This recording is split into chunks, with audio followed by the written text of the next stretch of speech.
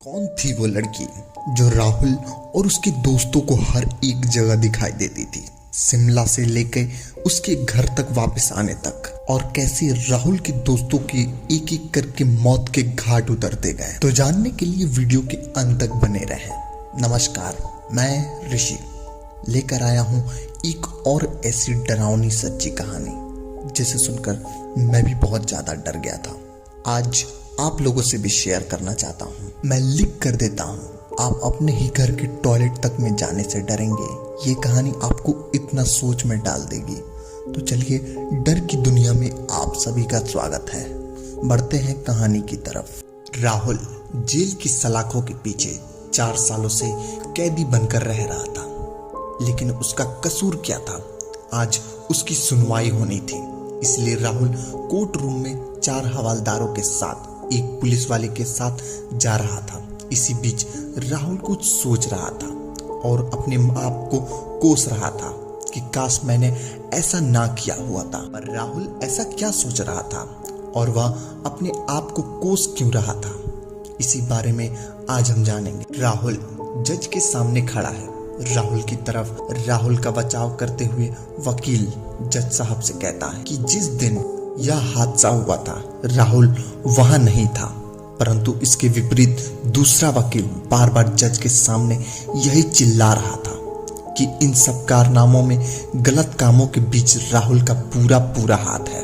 तभी जज साहब दोनों वकीलों के इस मामले के बारे में जानने के लिए चिल्ला पड़ते हैं। आखिरकार मामला क्या है, पूरी कहानी राहुल के मुंह से सुनी जाए, तभी कुछ फैसला आगे बढ़ सकता है। तब राहुल अपनी पूरी कहानी जज साहब के सामने रखता है। राहुल बताता है कि आज से 4 साल पहले मैं और मेरे 3 दोस्त पिकनिक मनाने के लिए शिमला गए हुए थे।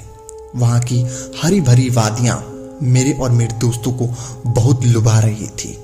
हम चारों लोग बड़े खुश थे और पूरी तरह से इंजॉय कर रहे थे। मेरे 3 दोस्त में से एक का नाम दीपक और दूसरे का नाम सोनू और तीसरे का नाम गजेंद्र था। हम चारों लोग शिमला के एक खूबसूरत होटल में रुके थे। हमने अपना सारा सामान उस होटल में रख दिया था और 3 दिनों के लिए पिकनिक मनाने के उद्देश्य से वहां पर रुके थे। अभी हमारा पहला ही दिन था उस होटल में। हमारा सामान रखा हुआ था और हम पहले दिन शिमला के हसीन वादियों को देखने के लिए निकल पड़े थे। वहां की झीलें और वहां के हरे भरे पेड़ पौधे और पहाड़ हमें बहुत लुभा रहे थे। छोटे छोटे घर और वहां के लोग हमें बहुत अच्छे लग रहे थे।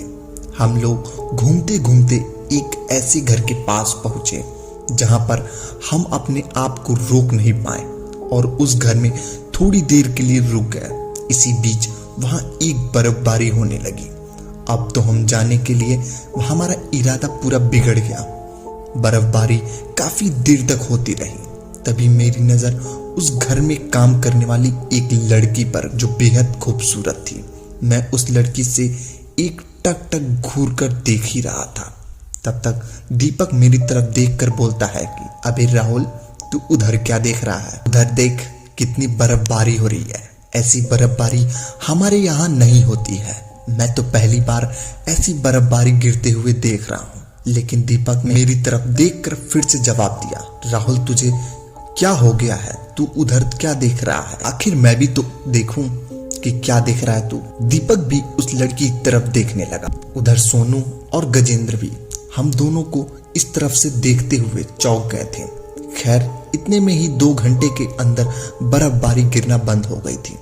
अब हम चारों लोग अपने होटल में तरफ बढ़ने लगे। हम लोग अपने होटल आ गए थे, पर मेरा मन तो अभी भी उस लड़की की तरफ आकर्षित हो रहा था। मैं अपने मन में सोच रहा था कि काश मैं उसके पास जाकर अपने प्यार का इजहार कर सकूं।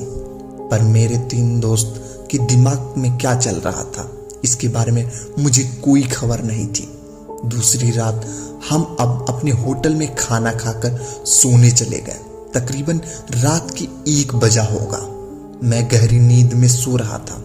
उधर मेरे तीनों दोस्त भी गहरी नींद में सो रहे थे। इस तरह से हम चारों ने वहां का पिकनिक का पूरा मजा किया और फिर लौटकर अपने गांव आ गए।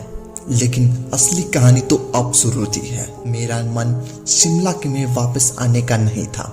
मैं बार बार और हर बार इस लड़की के बारे में सोच रहा था, लेकिन अपने गांव आने के बाद पता नहीं कैसे मैं अपने 3 दोस्तों के साथ अजीब अजीब घटनाएं होने लगी। सबसे पहले दीपक को वह लड़की रोज रात को दिखाई देती थी।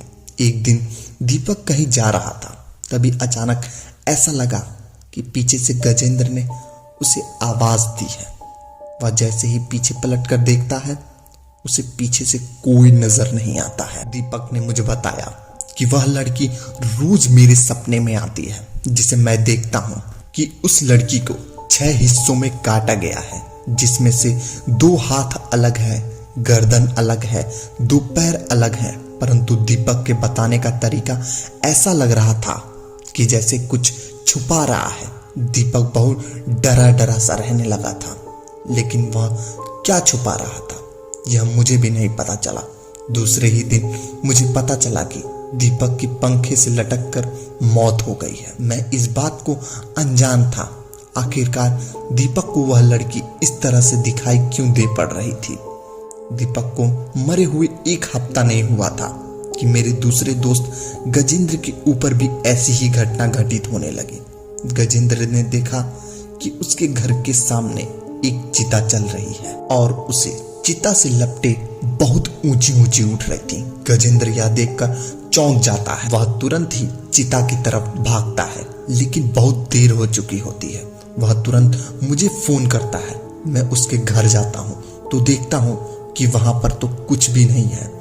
तभी गजेंद्र वह लड़की नजर आती है। उसका सर कटा हुआ है। तभी मुझे कुछ होने लगता है। ऐसा लगता है कि जैसे कोई आत्मा मेरे अंदर घुस गई है।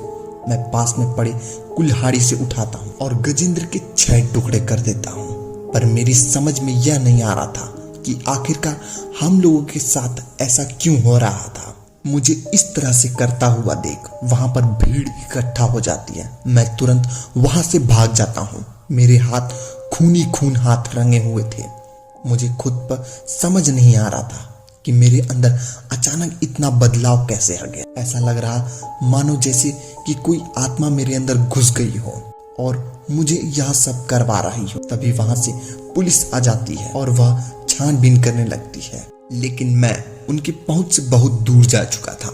आखिरकार उस लड़की को किसने मारा था, इसका पता बहुत जल्द चलेगा। मिलते हैं अगले पार्ट में। तब तक के लिए धन्यवाद। अगर वीडियो पसंद आई हो तो वीडियो को लाइक करिए और चैनल को सब्सक्राइब करिए, ताकि हमारे आने वाली वीडियो सबसे पहले आप तक पहुंचे।